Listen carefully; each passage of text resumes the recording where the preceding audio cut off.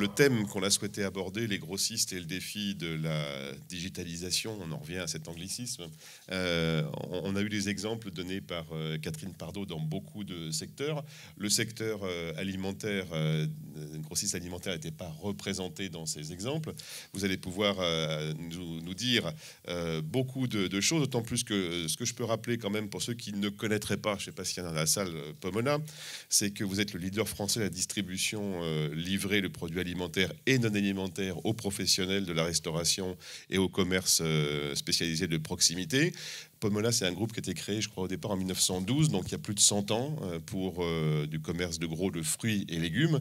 Et donc 104 ans après, où en êtes-vous par rapport au numérique chez Pomona? Mais, écoutez, vous avez de la chance d'abord, vous avez deux entreprises de l'alimentaire, puisque notre ami ici de Transgourmet est aussi un des grands groupes français de distribution alimentaire. C'est votre confrère, votre concurrent? Absolument, absolument. On dit quel mot?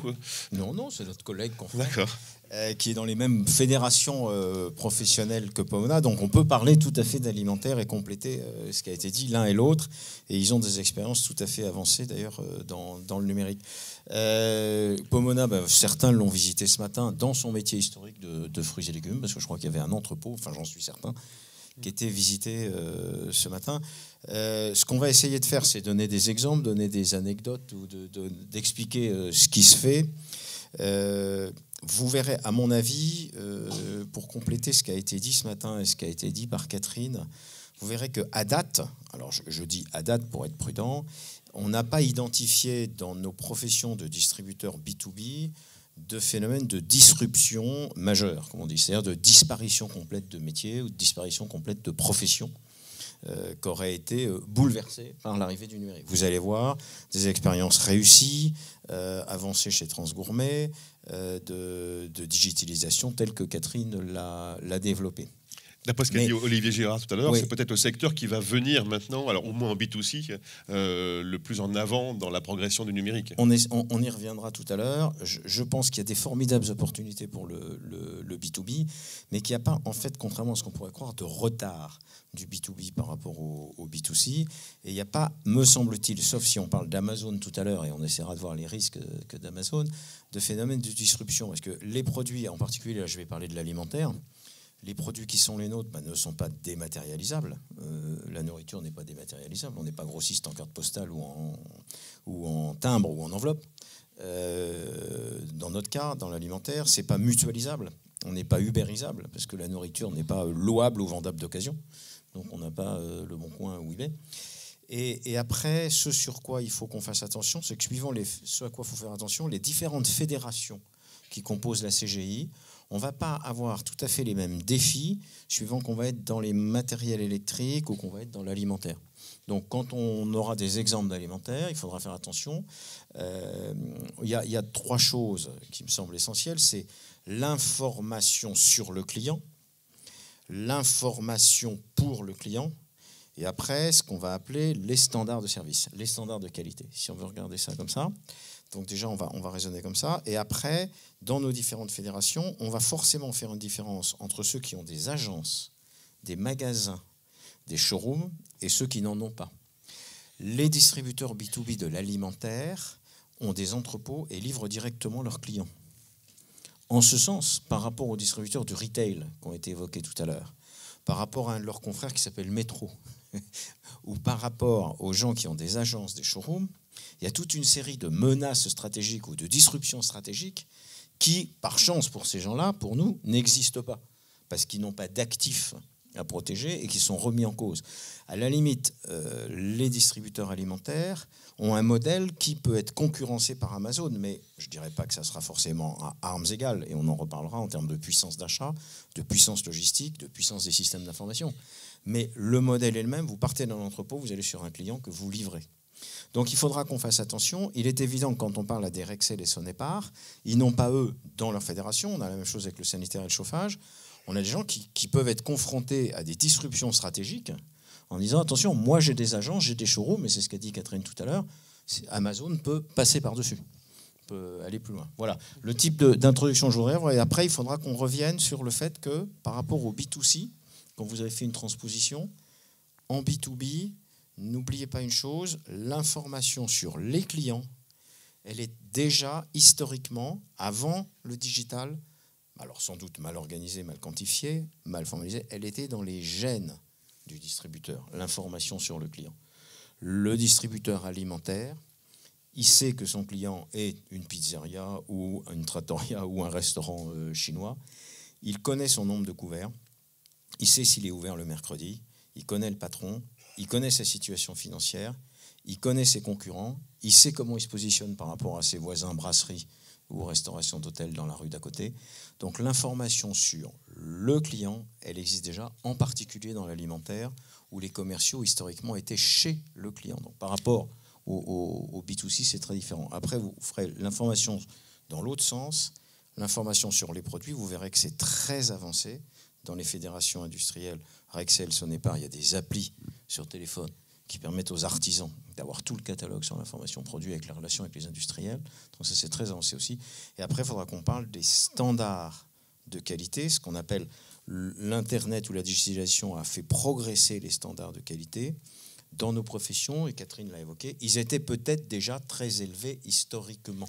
Ça veut dire moi, j'ai une vision actuelle de la digitalisation qui est que je cherche la disruption stratégique et je tombe plutôt sur des transformations à mener extrêmement rapidement, des améliorations qu'on va évoquer à mener extrêmement rapidement, mais je n'ai pas trouvé à date, sauf Amazon, dont on parlera, de disruption stratégique majeure. Voilà. Mais quand Catherine Pardo parle vraiment de création de valeur grâce au numérique, vous avez l'impression qu'il peut y en avoir une avec une marge aussi importante que d'autres secteurs ? Oui, absolument.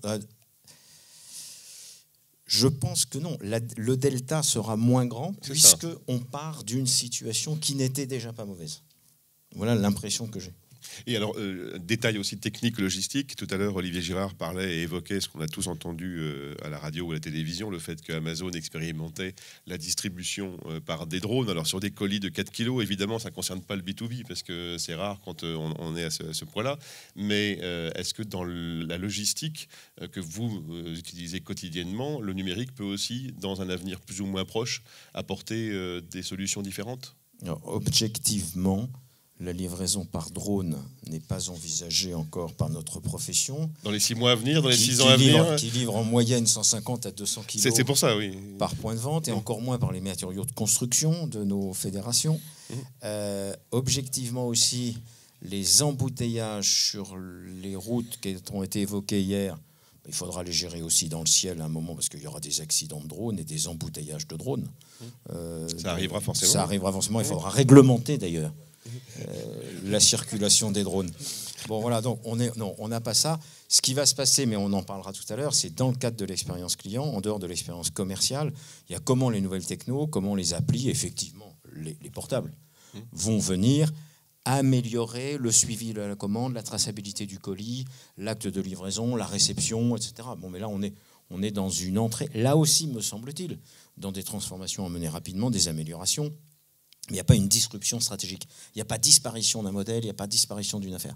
À date, il y a des améliorations permanentes qui vont augmenter les standards et qui permettent à la profession d'être encore plus moderne. Non, on reviendra sur tout ça, effectivement. On va écouter Yves Sébron maintenant. Vous êtes directeur commercial, marketing et communication de Transgourmet. Pour ceux qui ne connaissent pas Transgourmet, effectivement, tout à l'heure, on disait confrères, concurrents, collègues de Pomona. Vous êtes fournisseur des professionnels de la restauration et de la boulangerie-pâtisserie également. J'ai quelques chiffres.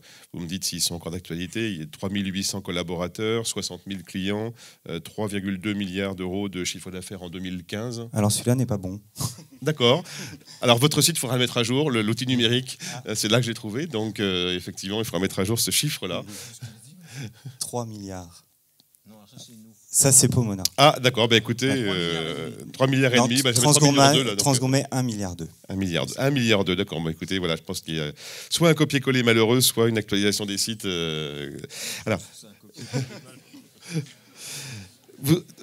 Donc, vous avez un business model proche, différent de celui de Pomona. Vous voulez nous dire en quoi vous vous différenciez, quelles sont justement vos avancées mutuelles par rapport aux nouvelles technologies? Alors, le business model est un petit peu différent puisque nous livrons quasiment l'intégralité des produits dans un même camion. C'est ça qui diffère, alors que Pomona a une logistique dédiée pour chacune des températures. Nous, notre concept, c'est de livrer en bitempérature les produits d'épicerie, les produits frais et les produits surgelés dans un même camion. Donc aujourd'hui, nous avons nos camions qui sont proches de ceux de Pomona, hein, mais qui sont des monstres de technologie aujourd'hui. Hein. Il ne faut pas les oublier dans la digitalisation. Ce sont nos plus gros investissements. Alors, moi, ce qui m'inquiétait au départ, quand Hugues m'a invité, je me suis dit, mais qui est dans la salle? Des professeurs, des chercheurs, etc. Donc je me suis dit, comment je vais réussir à intéresser un auditoire aussi prestigieux? Par votre témoignage, votre quotidien. Alors, moi, je vais être très simple et je vais essayer de vous donner des anecdotes pour vous dresser un petit peu le portrait de notre secteur d'activité.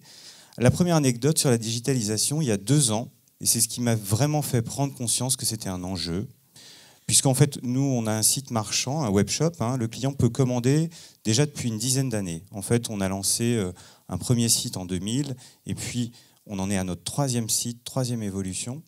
Donc ça fait 15 ans qu'on vend sur Internet, et ça représente aujourd'hui 10% de notre chiffre d'affaires. Mais il y a 2 ans, il y a quand même eu un déclic. Il y en a eu 2. Et je vais vous expliquer par 2 anecdotes. La première anecdote, j'assiste à une discussion entre 2 restaurateurs. Et il y en a un qui lui dit, écoute, tu devrais faire gaffe, parce qu'il se dit des choses sur Internet, sur toi, sur le web, tu devrais faire gaffe. Et l'autre lui répond, mais attends, il ne peut rien se dire sur moi, je n'ai pas de site Internet. Donc c'est le gap entre l'enjeu, entre tout ce qui est e-réputation de l'hôtelier, du restaurateur, tout ce qui lui échappe aujourd'hui. Donc cette prise de conscience, ça a été, on doit absolument aussi aider nos clients dans cette mutation qui fait qu'ils n'ont pas conscience aujourd'hui tous du poids de cette e-réputation sur tous les moteurs qui, eh bien, aujourd'hui, amènent une notation sur leur activité. Donc ça, c'est la première anecdote, et ça a été quelque chose de fort chez nous. On s'est dit, il faut faire quelque chose. Vous êtes arrivé en 2013, je crois, chez Transgourmet, le site... Alors, moi, je suis arrivé en 95 chez écoutez, Transgourmet. Il faut vraiment... Alors, c'est pas un copier-coller malheureux, hein, c'est votre... Non, je suis arrivé en 92. Ah oui, mais Ouais. vous, oui. Donc, 95 chez Transgourmet. D'accord, donc vous avez vu l'évolution depuis que le site marchand est là, à la fois sur les métiers aussi, sur Alors, les fonctions. Oui, nos sites ont beaucoup évolué. Les clients, au départ, en fonction de leur équipement, ont aussi évolué au travers de leurs commandes. Et aujourd'hui, voilà, il y a vraiment une génération, et c'est la deuxième anecdote que je voulais exprimer, c'est la rencontre d'un Canadien, aussi il y a 2 ans, qui nous a expliqué en fait l'arrivée dans nos organisations et aussi chez nos clients de la génération Y.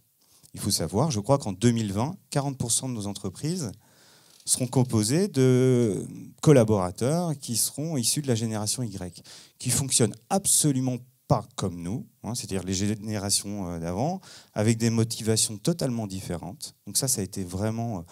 En fait, ils reconnaissent plus la compétence que la hiérarchie, vraiment une bonne égalité entre vie au travail et vie personnelle, absolument donner du sens aux choses, et aujourd'hui, la nécessité d'avoir des signes extérieurs plus importants, même parfois que la rémunération. Et cette arrivée en fait, des générations Y a été une mutation profonde, et c'est là qu'on voit, par rapport à votre question, des changements chez nos clients de comportement d'achat.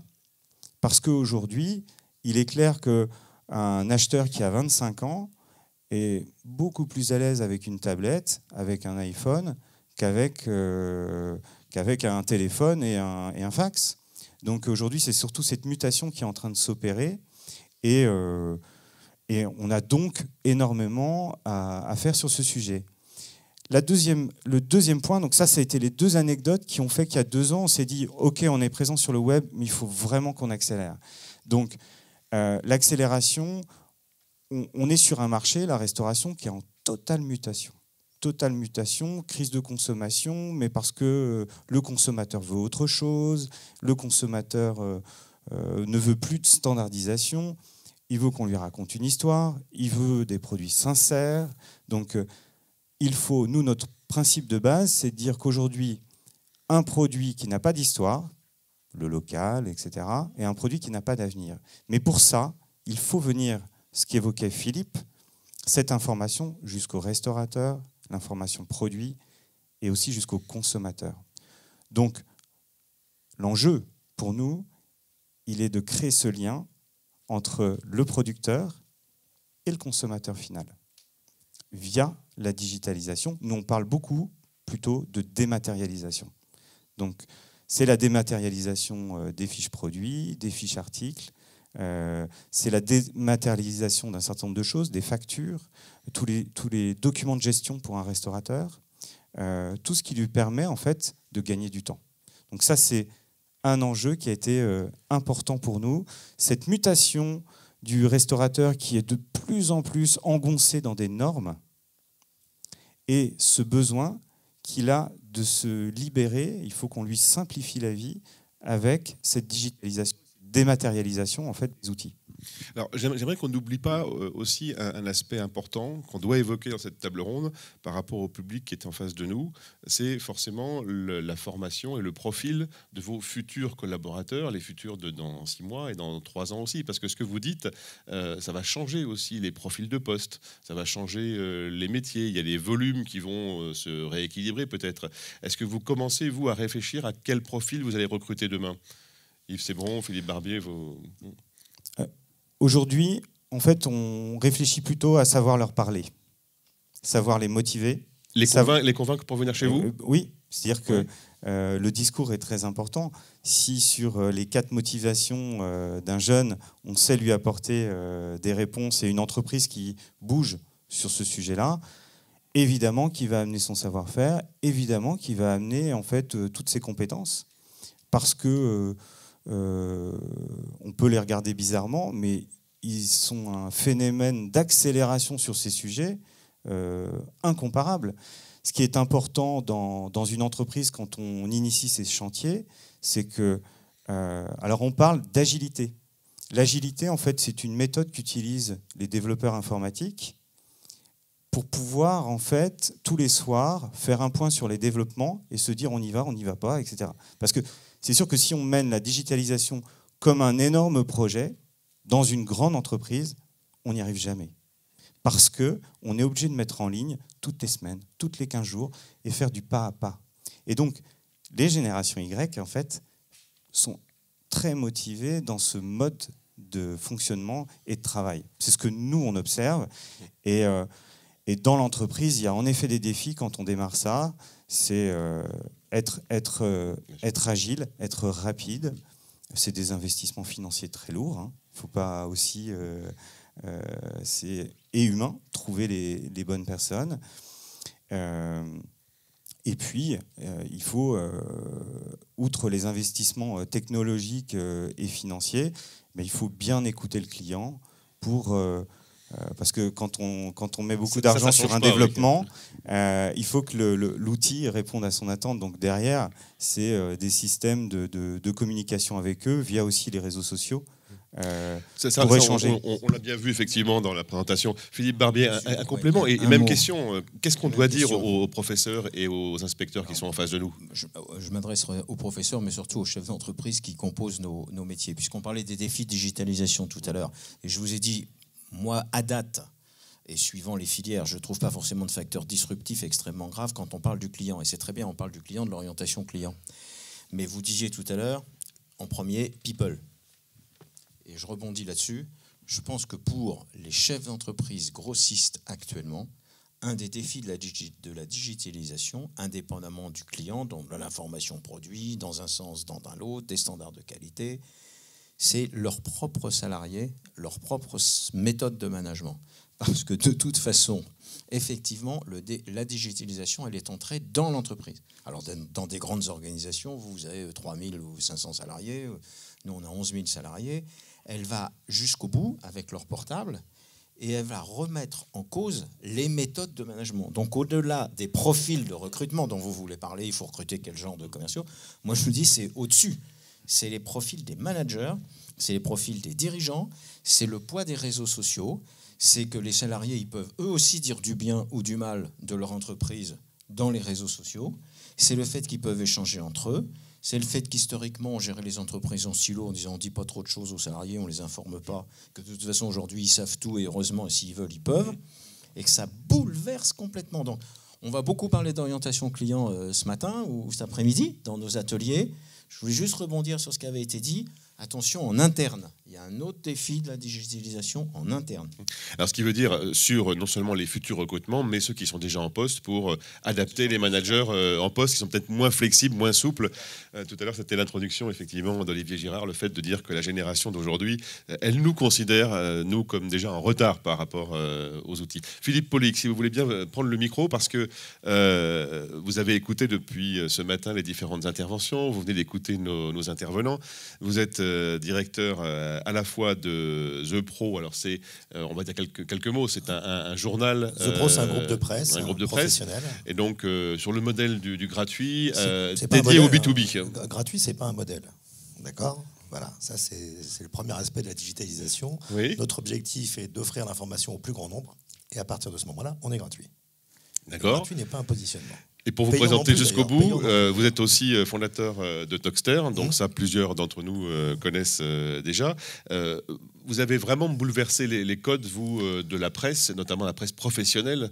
Quelle était à l'origine votre volonté et comment ont réagi les entreprises du B2B ? Alors, on est sur 10 secteurs d'activité aujourd'hui, dont 3 qui touchent effectivement le négoce. On a un titre sur le négoce dans le bâtiment. On a un titre sur la distribution RHD, donc le métier de Philippe Barbier et d'Yves Sebon. Restauration en domicile. Restauration en domicile. Et on a un autre sur la distribution des pièces de rechange automobile. Voilà, donc on a la chance d'être un peu observateur et de regarder un petit peu tous ces bouleversements, tous ces changements, etc. Ce que je vous propose ce matin, c'est d'être juste en observateur de ces métiers.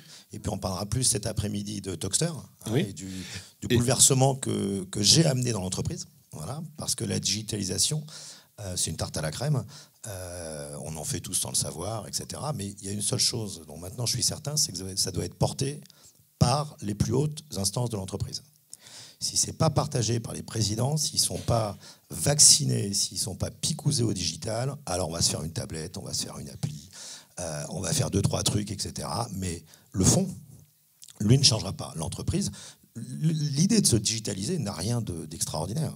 C'est s'adapter. Les entreprises ont toujours su s'adapter. Mais ça, c'est les patrons qui doivent faire adapter l'entreprise. C'est ce que vient de dire Philippe Barbier sur le fait que ça doit être descendant aussi par les différents échelons du management. C'est tout en haut. C'est-à-dire que ça ne passe pas par le directeur du marketing, ça ne passe pas par le directeur de la transformation digitale, ça ne passe pas par le directeur des services informatiques ou des choses comme ça, du contrôle de l'information, parce qu'on a quand même eu des directions assez extraordinaires.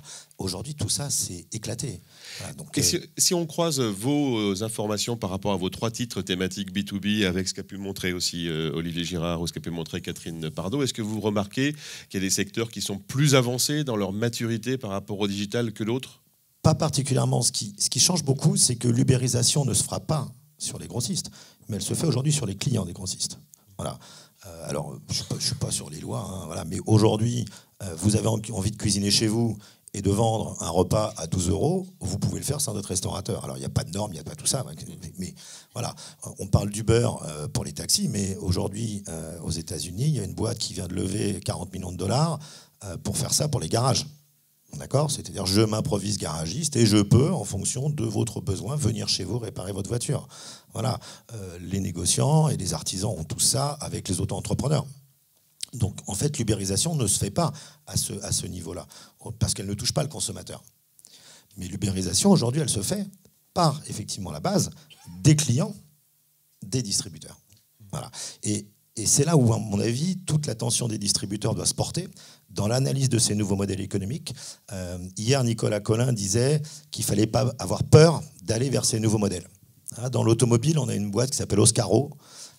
C'est une réussite, mais stratosphérique. Ils font plus de 300 millions. Très médiatisé, oui. Extraordinaire. C'est un type qui est incroyable. Un sale caractère, un Corse. Enfin, je ne sais pas s'il y a des Corses, mais lui, il est vraiment Corse. Hein, voilà. Mais il y a très peu de fournisseurs qui ont voulu les servir. La fédération, qui s'appelle la FEDA, la Fédération des grossistes et distributeurs automobiles, n'a pas voulu qu'Oscaro vienne à l'intérieur de sa fédération. Tout le monde a tiré dessus. Bilan, il a cartonné. Alors que si la fédération avait accepté qu'Oscaro vienne dans sa fédération, il y aurait eu au moins une vraie vertu à la digitalisation de cette fédération, c'est qu'elle aurait appris. Et aujourd'hui, Groupe Auto et Autodistribution, qui sont les deux gros, ils sont en retard. Alors, par rapport à votre regard de spécialiste aussi des outils numériques, ce matin, on a entendu quelque chose d'important sur le fait que l'outil doit être fonctionnel, doit créer de la valeur, etc., mais doit être aussi agréable à utiliser, doit être ergonomique, doit être pratique. Ça veut dire que même entre... Non, mais je suis exprès candide et naïf, mais même entre professionnels, il faut que ce soit un peu ludique, entre guillemets, pour que ça marche bien. Et moi, j'ai des directeurs commerciaux qui ont créé des clubs. Il s'appelle Philippe et toutes les semaines, il envoie la blague à Fifi. Et ça fait marrer ses clients. Parce qu'ils le connaissent comme étant quelqu'un de trublion, quelqu'un avec un positionnement différent. Et ben, toutes les semaines, on envoie la blague à Fifi. Et ça fait marrer ses clients.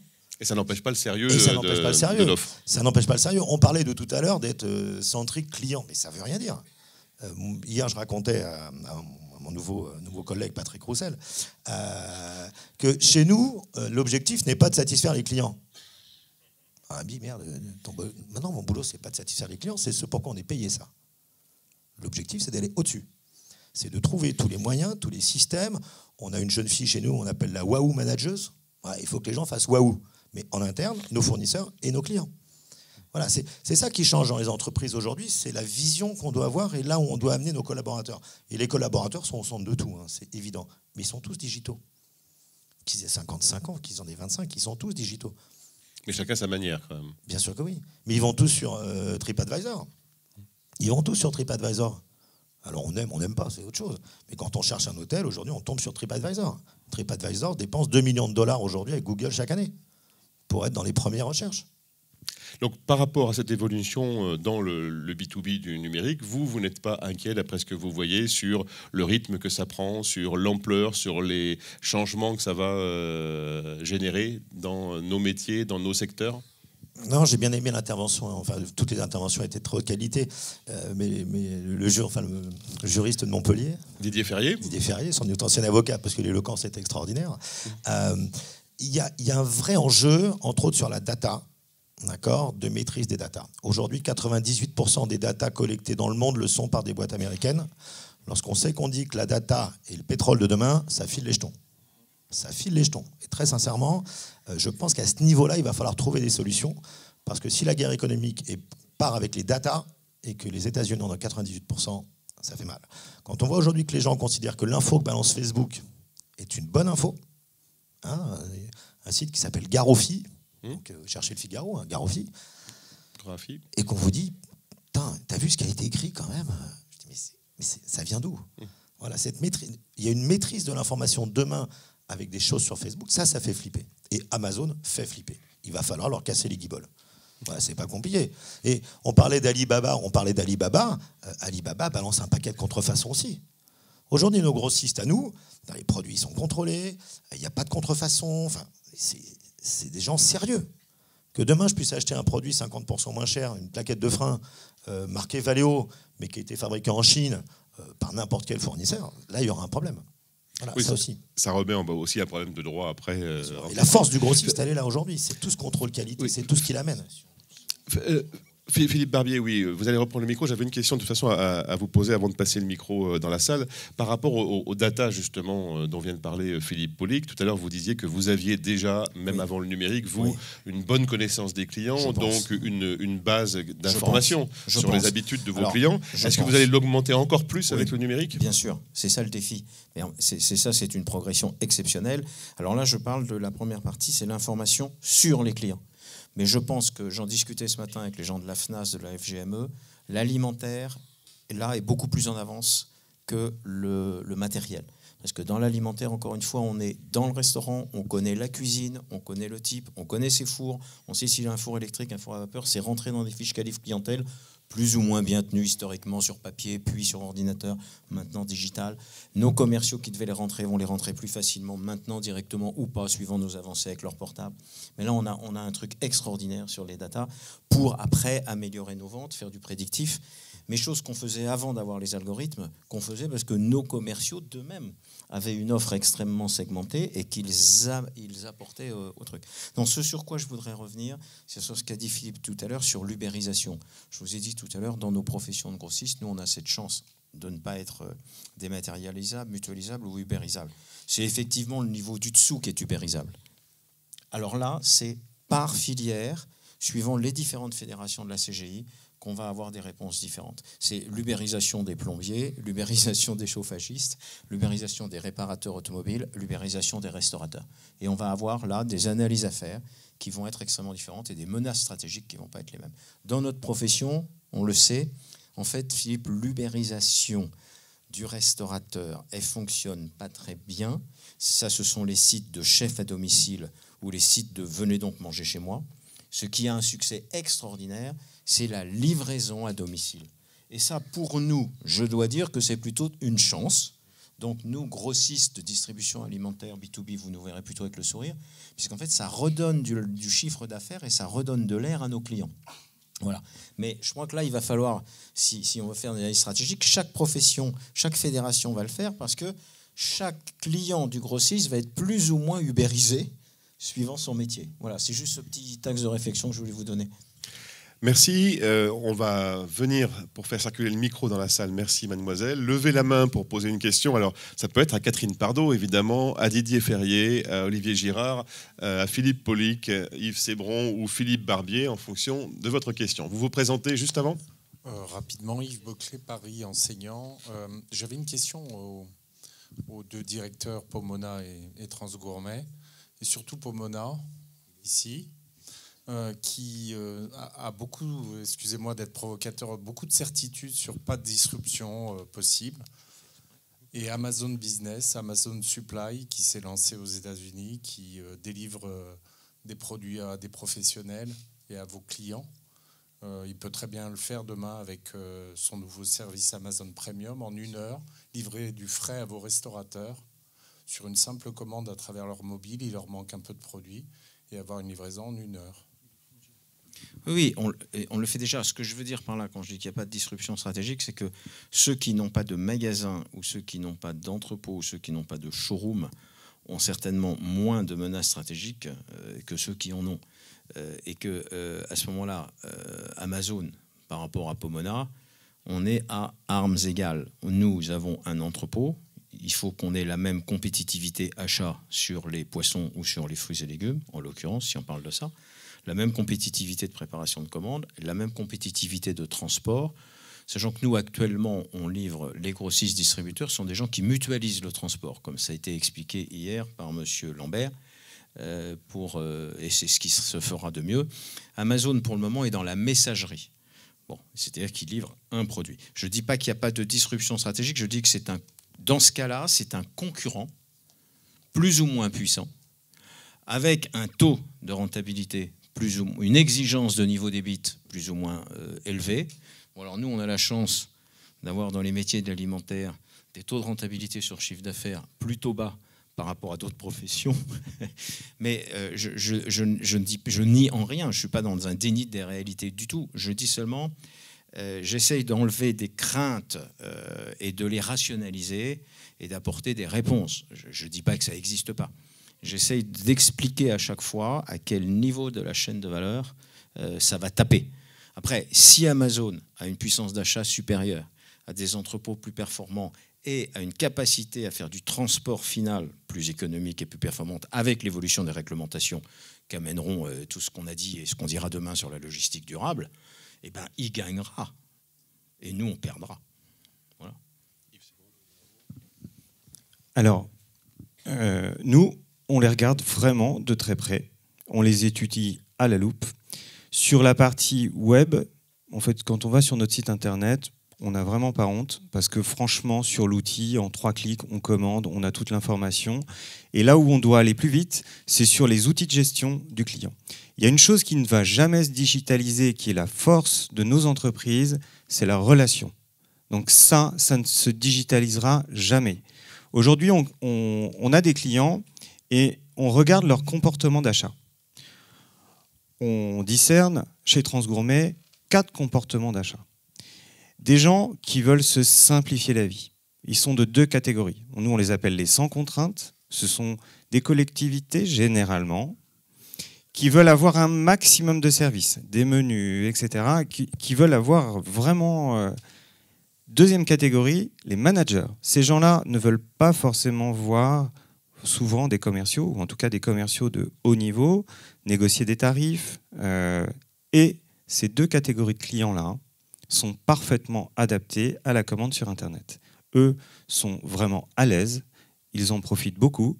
Et nous, en échange, on doit faire quoi? Pour moi, on doit avoir une qualité de service qui est irréprochable et qui est même meilleure qu'Amazon. On doit être obligé, on connecte aujourd'hui nos camions, l'application qu'on vient de lancer, c'est un projet qu'on va connecter. Donc toute cette traçabilité est importante. Les normes, vous le savez, sont aussi colossales. Donc ça, c'est notre enjeu, c'est d'aller plus vite qu'eux sur la qualité du service. En revanche, ce qui nous inquiète pas trop, c'est qu'Amazon n'a pas de relation avec des clients que nous appelons les relationnels. C'est-à-dire que là, la commande n'est possible parce que cette relation est très importante. Alors certes, la relation, comme le disait Catherine, commerciale, elle se transforme. Nos commerciaux ne sont plus de simples preneurs d'ordre, ils deviennent des conseillers sur des outils de gestion et sur des produits, et ça Amazon ne le fera pas, sur des produits qui se vendent dans une catégorie de clients homogène. Et tiens, ici, tu sais, ça marche bien avec le muffin, donc tu devrais, ça va augmenter ton chiffre d'affaires de temps, et si tu le vends de temps, etc. Il y a la menace qu'on regarde de très près, nous. Elle existe. C'est l'harmonisation des prix, aujourd'hui. Et il faut qu'on crée de la valeur, une valeur différente que l'on commercialise, parce que l'ubérisation, ça va être une ubérisation des prix, aujourd'hui. Aujourd'hui, vous tapez n'importe quelle marque de champagne, cela existe déjà sur des sites de vente en ligne. Vous trouvez le prix, vous avez un écart type de, allez, sur une bouteille à 22, vous allez monter jusqu'à 27 euros. Ou, voilà, vous avez un écart type sur un produit de 2-3 euros. La menace, elle est là, c'est-à-dire la destruction de valeur sur les prix. Olivier Girard voulait dire un mot et après, Président Herouette, je vous passe le micro. Juste en complément, parce que c'est vraiment dans la logique de la question qui a été posée. En fait, hier, donc, on a eu l'intervention de M. Collin qui nous expliquait que le problème d'Amazon, c'est qu'il avait deux courbes, que les courbes se croisaient et qu'aujourd'hui, il allait falloir qu'il trouve des domaines où il créerait un peu plus de valeur parce que pour l'instant, ses résultats n'étaient pas là. C'est sûr que Amazon aujourd'hui, s'il a des questions stratégiques, il va plutôt aller vers des produits premium et du luxe plutôt que venir concurrencer les grossistes qui ont des marges à 6 ou 7%. Faire 20% sur un produit où on a une marge à 100%, c'est beaucoup plus facile que faire 20% sur une marge où on a uniquement 7% et avoir de la rentabilité. Il est comme nous tous, chefs d'entreprise. À un moment donné, il va falloir qu'il trouve de la rentabilité. Alors, peut-être qu'un jour, il viendra nous taper dessus quand il aura pris la place dominante un petit peu partout. Mais aujourd'hui, je vois difficilement Amazon aller au plus compliqué sur des métiers qui, en définitive, ne sont pas les métiers digitaux, aller au plus compliqué, alors qu'il a des tas de champs vierges où il peut faire de la concurrence à des gens qui ont des marges énormes. Alors, la question, Olivier Girard, c'est a-t-on le temps d'avoir peur d'Amazon ? Oui, il y aurait beaucoup de choses à dire sur Amazon. Je voudrais réagir à ce que vous avez dit parce qu'il y a un miracle extraordinaire avec Amazon. Vous avez parlé de la qualité de la relation client que vous avez. On n'a jamais vu un employé Amazon. Moi, vous n'en avez jamais vu. J'en ai jamais vu. Et pourtant, on a une relation avec ces gens-là et on les a jamais vus. Il y a quand même un miracle. Pourquoi ? Parce qu'ils livrent, ils respectent leur niveau de service. Ils ont des niveaux de service très élevés et ils les respectent. Et donc, ils installent une espèce de confiance avec nous qui est formidable. Mais, je le rappelle, on n'a jamais vu un employé Amazon. Et pourtant, on a une relation avec eux. Donc, je pense que vos points forts, au-delà de la relation que vous peut-être surestimez, c'est la légitimité de votre marque. C'est votre marque et votre savoir-faire et l'histoire qu'il y a derrière ça, qui a peut-être presque plus de poids que la qualité de la relation que vous avez aussi. Hein, je ne dis pas le contraire, mais je souligne juste ce côté incroyable chez Amazon. On n'en a jamais vu. Et pourtant, on a une relation avec eux. Voilà. Une autre question, intervention, levez la main. Je suis parfaitement d'accord avec ce qui vient d'être dit. Moi, je me méfie beaucoup de ce qu'on me dit sur les relations de mes commerciaux avec les clients, etc., etc. Moi, je crois être, comme Bezos, un logisticien informaticien. Et donc là, je rejoins ce que tu disais sur la qualité de service. Et ce qui fait la force de nos marques, indépendamment de la force de nos offres et de la capacité à segmenter nos offres, la personnalisation et l'hyper-personnalisation des offres que le digital nous permet d'améliorer, c'est quand même d'avoir une qualité de service extrêmement forte, extrêmement respectée, et de l'améliorer, comme ça a été dit, par des outils technologiques dans le camion, qui, c'est vrai, sont des petites merveilles d'objets connectés, parce que nos camions sont des objets connectés. Et puis on va mettre des objets connectés chez les clients aussi pour mieux les connaître, mais c'est la qualité de service. Donc moi je pense que, et c'est pour ça que je parle de ceux d'entre nous qui ont des magasins et de ceux d'entre nous qui font de la livraison, Bezos se considère comme un logisticien informaticien. Il n'a pas forcément tort. Merci. Et c'est ce point logistique, on pourra demain aussi en parler. Alain Schnapper, d'ailleurs, votre directeur technique et logistique, sera là demain matin avec nous à cette table ronde. On pourra compléter ce propos également. Yves Sébron, un mot avant que le président Hervouet reprenne la parole. Moi, je reviens sur la relation, en quoi elle est importante et elle est essentielle. Ce qu'a évoqué Philippe, c'est que dans une entreprise qui démarre un projet, nous on l'a démarré il y a 15 ans, de digitalisation, on a vu qu'il y a eu différentes phases. Il faut absolument embarquer les collaborateurs, et tous. Et aujourd'hui, s'ils n'ont pas leur place, dans ce système, ils vont être le premier frein de la digitalisation. Donc chacun doit trouver sa place, et en fait c'est au niveau du management, au niveau du quotidien, des outils, ils doivent être hyper simples et très agréables. Et la relation, du coup, et le rôle du commercial, du télévendeur, bien entendu, vont changer. Mais c'est créer cette valeur avec ces hommes, même si, en effet, on ne connaît pas le commercial aujourd'hui d'Amazon, mais je pense que c'est un point différenciant, parce que la connaissance du client aujourd'hui et la relation que l'on a sur la qualité du produit, nous, on vit un phénomène en ce moment, c'est ce retour aux sources sur la qualité des produits.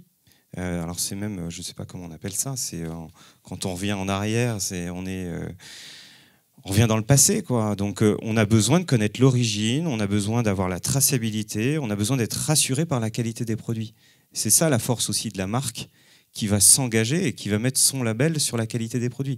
Pour ça, il faut que ça aille jusqu'au consommateur et il faut que ça motive chacun des collaborateurs. Marc Hervouet, le mot de la fin. Oui, enfin non, ça va être une question, parce que moi question de la fin, alors. Je souhaiterais un témoignage un peu plus fort de M. Girard. En fait, il nous a présenté un petit peu aujourd'hui l'état des lieux concernant la digitalisation, mais je crois qu'il y a une expérience professionnelle et une expérience personnelle chez Accenture, à la fois sur les clients, mais aussi en interne, et j'aurais bien aimé qu'il nous en dise un petit peu plus. Olivier Girard, Accenture. Donc je vais faire un peu de pub pour Accenture, alors pardonnez-moi.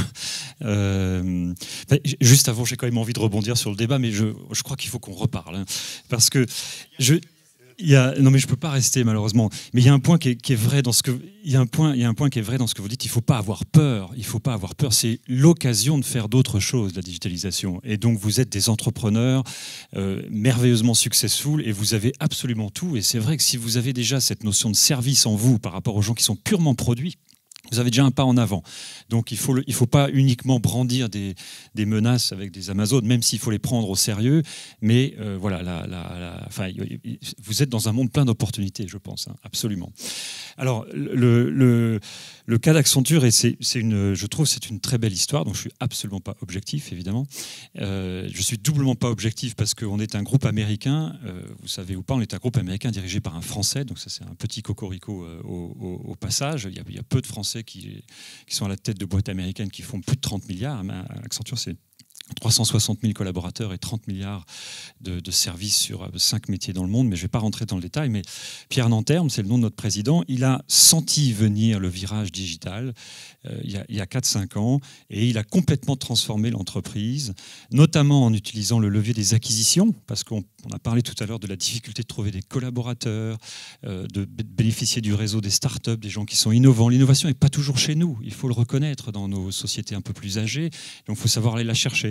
Et donc, on était une boîte qui n'a jamais fait appel à l'extérieur. On a toujours eu une croissance organique. On recrutait des jeunes diplômés Et ils avançaient dans la secte. Et puis là, on s'est mis à regarder l'extérieur, à acheter des sociétés. Et grâce à son impulsion, on a acheté 50 sociétés en 4 ans, 1 milliard par an d'investissement pour se transformer en un acteur digital majeur. Ça veut dire qu'on l'a fait très sérieusement, ça veut dire qu'on n'a pas pensé qu'on serait capable de le faire tout seul.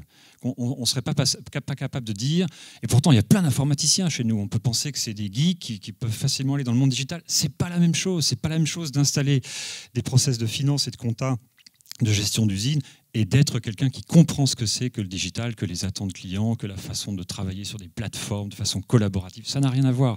Donc on a eu cette humilité de reconnaître que il nous fallait un appel à l'extérieur très fort pour se transformer. Et aujourd'hui, c'est 1/4 de notre chiffre d'affaires. On est déjà très haut dans les classements. Voilà, donc c'était pour raconter cette histoire sur à la fois la lucidité de Pierre en avance de phase et l'humilité de se dire qu'on n'y arriverait pas comme ça tout seul.